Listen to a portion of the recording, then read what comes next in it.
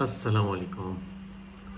मुझसे कॉन्स्टेंटली बहुत सारे लोग ये सवाल कर रहे हैं कि क्या अभी भी पाकिस्तान से टर्की के वीज़े लग रहे हैं या टर्की पाकिस्तान को वीज़े दे रहा है।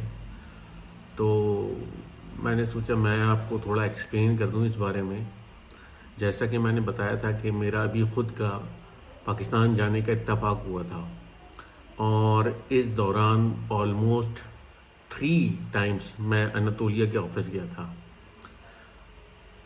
बेइंतहा भरा हुआ था।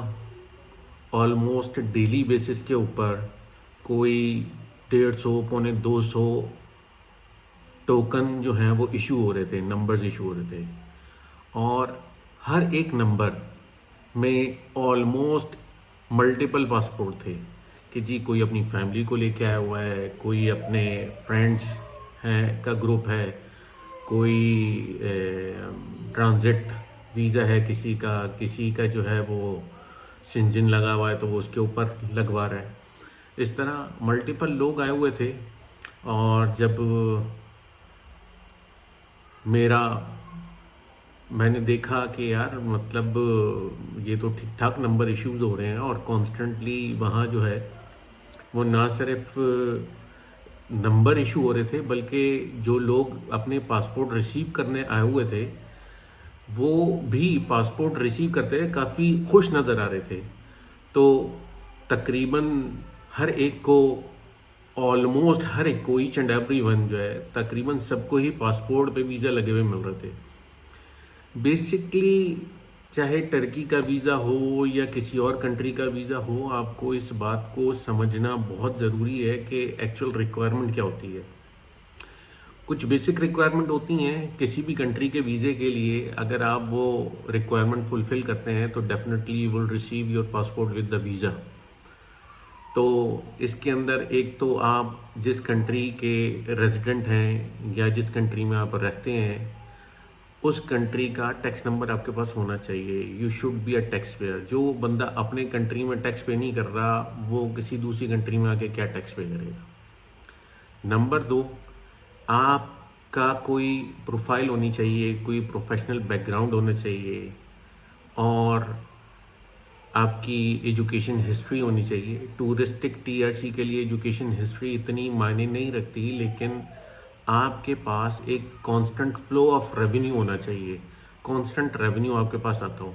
अगर आपके पास कॉन्स्टेंटली रेवेन्यू आ रहा है और आपकी बैंक स्टेटमेंट ये शो कर रही है कि यू हैव सफिशेंट फंड, तो definitely you will receive your visa. इसके अंदर आपका बैंक अकाउंट जितना पुराना होगा it will help you a lot, क्योंकि उससे ये आइडेंटिफाई होगा कि आप इतने ज़माने से आपके अकाउंट में पैसा आ रहा है और कांस्टेंट फ्लो है। तो बहुत ज़्यादा रिक्वायरमेंट नहीं होती हैं, कुछ बेसिक रिक्वायरमेंट होती हैं। आप जनाब अपना टैक्स सर्टिफिकेट आपके पास हो, टैक्स डिक्लेरेशन आपके पास हो, आपके एफबीआर का एक डॉक्यूमेंट हो जिसके अंदर आपके पास आपके तमाम तर आईआरएस से निकल आता है ऑनलाइन पोर्टल से कि जी आपके एसेट्स जो हैं उसमें डिक्लेयर हुए होते हैं, आपके नेटवर्थ आपकी शो हो रही होती है कि कितनी है।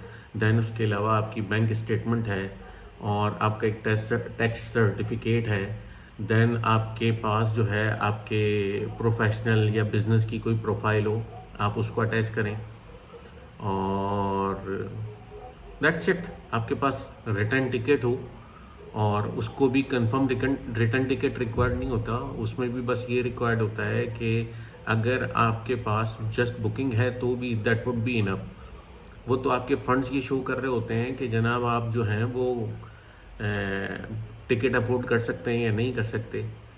तो डेफिनेटली अगर आप प्लान कर रहे हैं तो और वीज़ा अप्लाई कर रहे हैं तो आप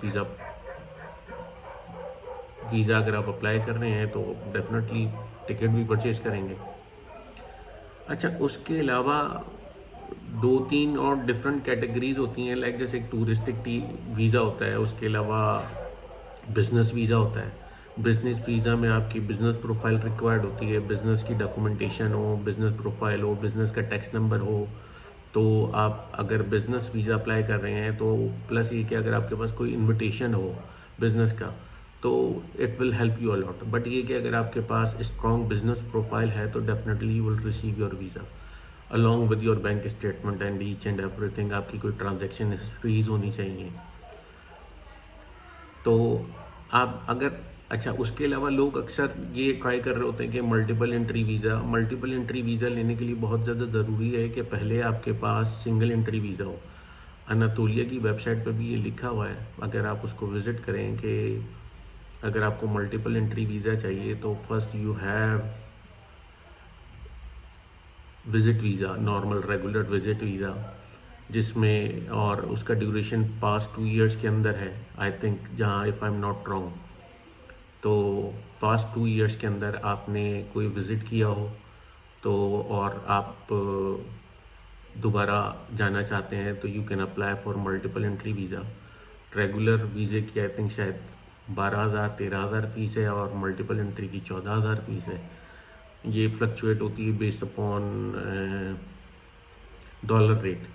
तो वैसे अनातोलिया की अपनी फ़ीस है, इंक्लूडिंग ईच एंड एवरीथिंग, वो मिला के तकरीबन कोई 21 साढ़े 21 हज़ार रुपये सिंगल के बनते हैं और मल्टीपल एंट्री के अप्रॉक्सीमेटली 50 152 इस तरह से कुछ ऐसे बनते हैं। तो बड़ा इजी है, बहुत आसान है, आप वीज़ा अप्लाई करें और लोगों को वीज़े मिल रहे हैं। और मैंने ख़ुद देखा है कि वहाँ ऑलमोस्ट एक ह्यूज नंबर हैं डेली बेसिस के ऊपर जा रहे होते हैं अनातोलिया के ऑफिस, और बहुत फैमिलीज़ होती हैं कॉन्स्टेंटली उनको मिल रहे हैं। ये सोशल मीडिया के ऊपर जो फेक न्यूज़ और फेक वीडियोस कॉन्स्टेंटली लोगों ने चलाते रहे हैं कि जनाब ये बड़ा मुश्किल हो गया है, वीज़ा भी इशू नहीं हो रहा, तो भाई बहुत वीज़े मिल रहे हैं। आप कुछ नहीं करें, आप सिर्फ एयरपोर्ट जाके देखें कि एयरपोर्ट पे कितनी फ़्लाइट्स हैं जो इस्तांबुल आ रही हैं, और ऑलमोस्ट सारी की सारी जो फ़्लाइट्स हैं ऑलमोस्ट फुल है। तो वीज़ा ही नहीं है, आप कुछ नहीं गूगल करके देख लें कि जी पाकिस्तान से इस्तांबुल की टर्किश एयरलाइन की फ़्लाइट की सीट कितने की है, कितनी सीट्स अवेलेबल हैं। बहुत डायरेक्टली ऑनलाइन वेबसाइट पे चले जाएं, आपको अंदाज़ा हो जाएगा कि पाकिस्तान से टर्की कितने लोग आ रहे हैं। और डेफिनेटली अगर सीटें बुक हैं, सीटें रिज़र्व हैं और लिमिटेड सीट्स अवेलेबल हैं तो इट मीन्स के जहाज़ फुल है। और फुल का मीन्स यही है कि डेफिनेटली लोगों को वीज़े मिल रहे हैं, और ऐसा नहीं है कि टर्की ने जो है वो वीज़े देने बंद कर दिए। हाँ, वीज़े के बाद के जो प्रोसीजर्स हैं वो थोड़े से कॉम्प्लिकेटेड कर दिए हैं, नॉट आई शुड नॉट से कि कॉम्प्लिकेटेड, टफ कर दिए हैं, क्योंकि यार वो ये चाह रहे हैं कि भाई जो लोग यहाँ टूरिस्टिक टीआरसी मांग रहे हैं ना, तो वो टूरिस्ट ही हों, वो यहाँ रहने वाले ना हों।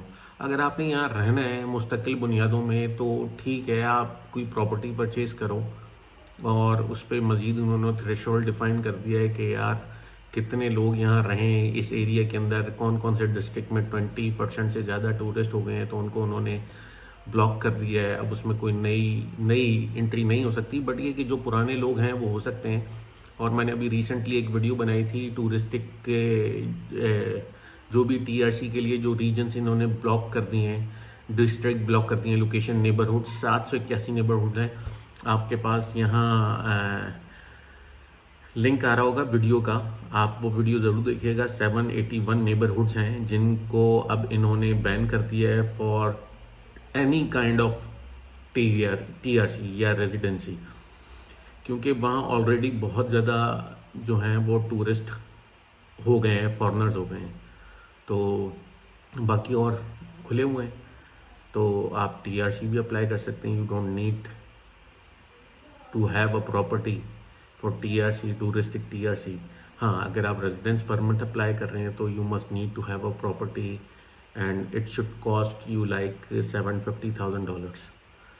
तो $75,000।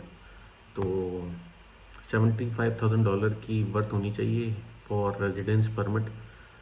और बाकी है कि लोगों को मिल रहे हैं, वीज़े मिल रहे हैं। आप ऑनलाइन किसी भी एयरलाइन को सर्च करें जो पाकिस्तान से टर्की आ रही है, या तो आपको अंदाज़ा हो जाएगा कि लोग जा रहे हैं। उसके अलावा अगर आप अनातोलिया के ऑफिस जाएं तो अनातोलिया के ऑफिस में भी आपको आइडिया हो जाएगा कि लोगों को वीज़े मिल रहे हैं या नहीं मिल रहे, जस्ट फॉर एन असेसमेंट, बजाय इसके कि आप लोगों के वीलॉग सुन के मिसकॉन्सेप्ट क्रिएट करें या मिसगाइड हों। आप ख़ुद फिज़िकली ऑफिसेस आप विज़िट करें, आपको क्लियर पिक्चर मिल जाएगी। तो फैक्ट्स और फिगर्स जो हैं वो ज़रूर देखा करें, लोगों की फेक इंफॉर्मेशन को जो है वो फॉलो ना किया करें, और रिसर्च करें खुद, ताकि आपको जो भी इंफॉर्मेशन मिले वो ऑथेंटिक इंफॉर्मेशन हो, और rather than to be misguided. तो बाकी मज़ीद आपका कोई सवाल हो इससे रिलेटेड तो let me know, I try my best to answer your each and every question. अपना बहुत ख्याल रखिएगा और दुआ में याद रखिएगा। नेक्स्ट वीडियो तक के लिए अस्सलाम वालेकुम।